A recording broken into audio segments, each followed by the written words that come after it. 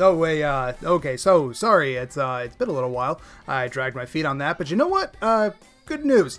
45 and 46 actually work way better as a double feature because 45 was kind of dull, but 46 is a bombshell. And I'm actually excited to talk about both of them. So let's get to it. Although before I jump into the nitty-gritty, let me just take this time to remind everyone that the official chapters are available on Amazon Comixology. They're about $2 a chapter. It goes toward supporting, eventually, probably a Season 2. I mean, I think we're going to get Season 2 anyway, but the more money we as fans throw at it, the more likely that is. So, now I'm going to talk about the actual chapters. So, Chapter 45 begins after the Parents' Day thing, and they're just kind of getting back into the groove of this. They're talking about a few things that I imagine we are going to get to eventually. They talk about a play that Naoko wants to write called The Two Alices, which is inspired by apparently Sakura and Akiho, continuing to inspire the idea that they look a lot alike. And I'm just thinking, the more I look at it, and maybe the anime image is in my head, I've never gotten the impression really that Sakura and Akiho are that similar. Personality-wise, yes, okay, they are pretty similar.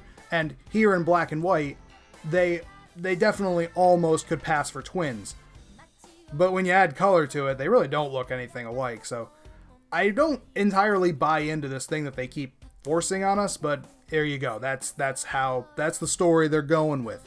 And it's not just me who has doubts about this, because at home, Sakura is also feeling doubts about being compared to Akiho. Even though people say that they look a lot alike and she should be happy, as you can see here, she's actually conflicted about it, and then she flashes back to the whole "you cannot return" thing. So Sakura is aware that there is something up.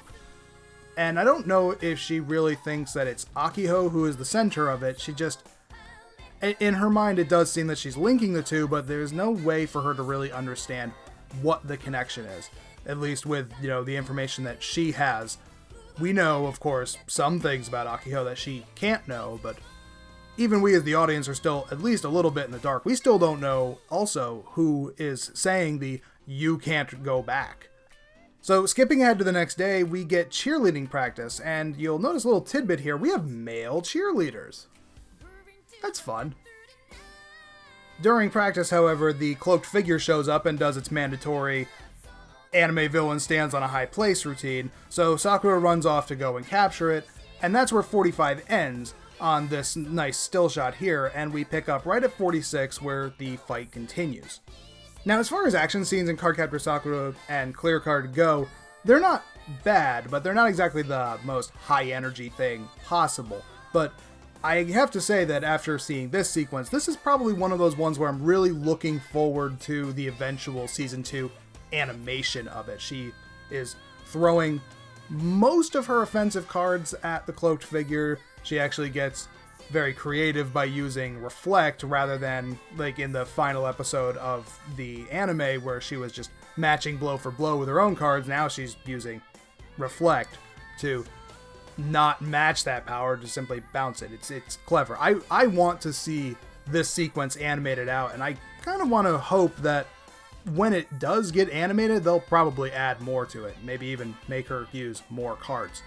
But anyway, as the battle comes to a head, Sakura does manage to unhood the figure and she sees Shaoran. But surprise, it's not Shaoran because the real one flies up right behind her, sporting those stolen fly wings.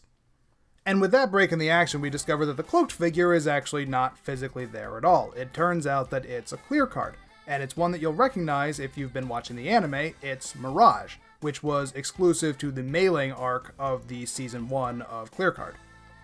And I believe this is the first time that an anime exclusive card has made its way into the manga, because certainly none of the anime exclusive Cardcaptor Sakura cards made it into the manga.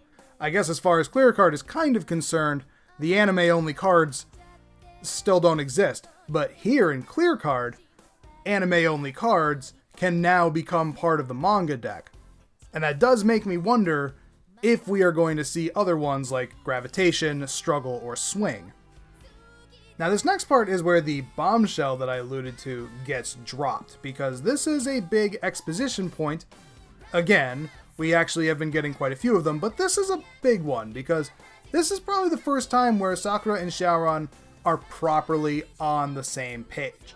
Yes, we had a few chapters ago where Shaoran spilled the beans about stealing all the cards, to which Sakura, by the way, is very forgiving of.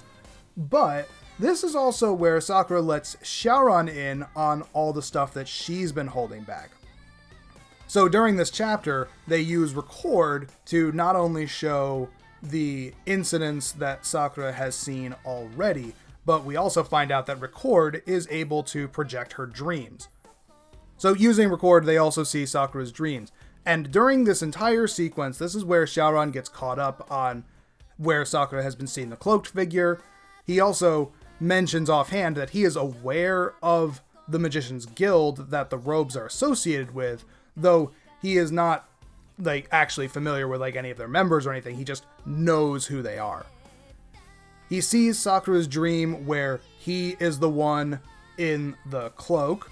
You might remember my reaction to that several, well, I guess years ago at this point. I'm not going to roll that clip because it's a little cringy now in hindsight. But the point is, I want to point out that Shaoran admits that's not him.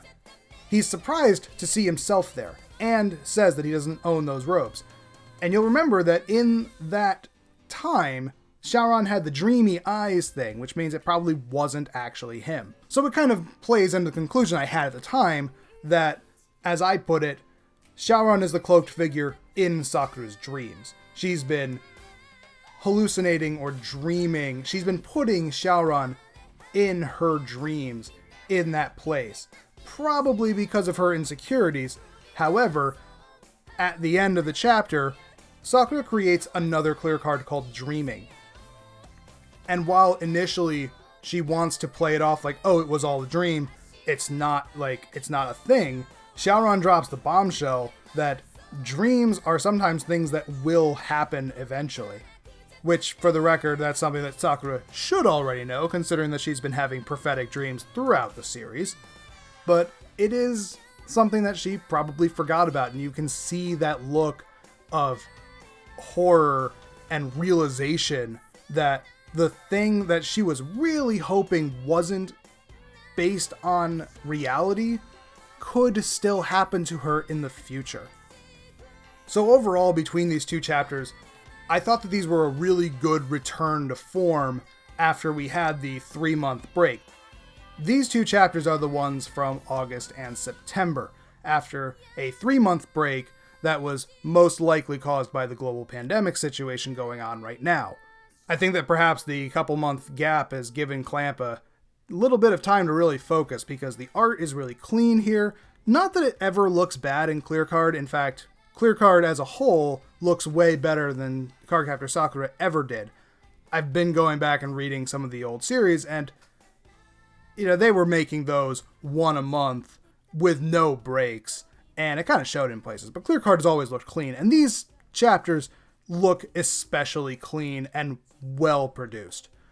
I don't know exactly what the reason for that is, but you'll forgive me if I just take some time to gush over the quality of the art. And as I said before, at the beginning of chapter 46, that battle is one that I'm really looking forward to seeing animated when Season 2 finally drops.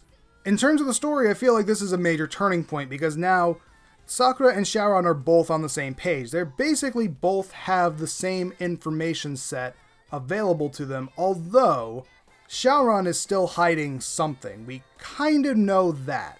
And we know that because earlier in the series, we know that Shaoran was taking guidance from Ariel. And we still don't know exactly what influence Ariel has on the plot as a whole, or if he is just a sideline person and he's been advising Shaoran, but we don't know exactly what he's been advising Shaoran on. My theory is that Ariel is probably the one who taught Shaoran how to take the cards, and maybe that was all Ariel had ever planned on, and all of the stuff involving Kaito and Akiho is stuff that Ariel did not foresee. There is still something that Shaoran is sitting on that we don't know, and the fact that we're foreshadowing now that, these things that Sakura is seeing can possibly come true, makes it seem like at some point Shaoran is either going to be mind controlled, or, I mean, he's not going to switch sides. We're almost certainly not going to switch sides unless we want to pull a Tsubasa evil Shaoran thing going. But I've said this before, but please, Clamp, don't bring Tsubasa into Cardcaptor Sakura. Just please don't. That was a very confusing time in your literary history, and I don't want to do that again. I keep saying all the time that the series is going to be wrapping up, and I just don't know how many times I can keep saying that and being wrong about it. I mean, you know me, every time I say something, they do the opposite, so clearly I need to start saying that the series has like another 5 years in it, and then it will end, next year. I feel like at this point what we're building to is that there's going to be another play put on that Sakura, Shaoran, Akiho are all perhaps going to be a part of, and that's where the final climax is going to be. It's going to be during that play, kind of like how movie 2 ended in the middle of a play that they were putting on. That would be very interesting, and at least it would be different than how the manga and the anime both ended their things, which was a big final confrontation on a piece of architecture. Wild speculation aside, that's all we have for now. We're going to be waiting on bated breath for chapter 47, probably.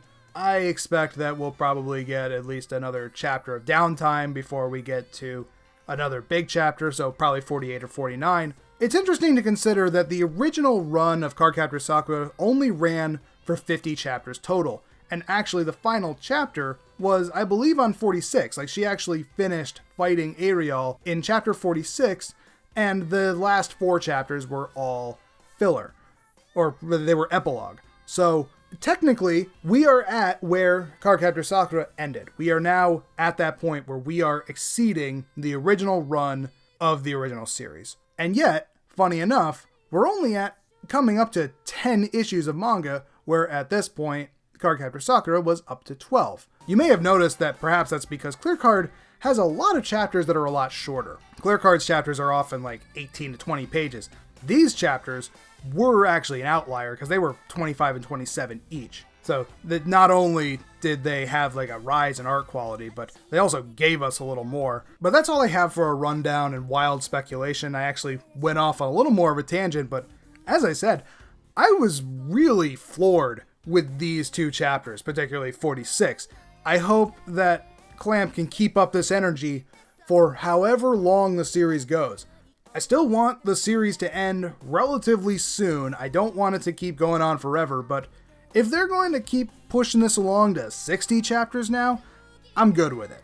If we're going to like push to 70 or 75, I feel like now we're starting to, maybe push the limits of my tolerance here. But then again, more Sakura, how can I possibly complain about it? I don't know. I feel like a hypocrite asking for the series to end. But I just don't ever want it to run so long that it becomes bad. So thanks everyone for watching, do all the YouTube stuff, and I will see you in my next video.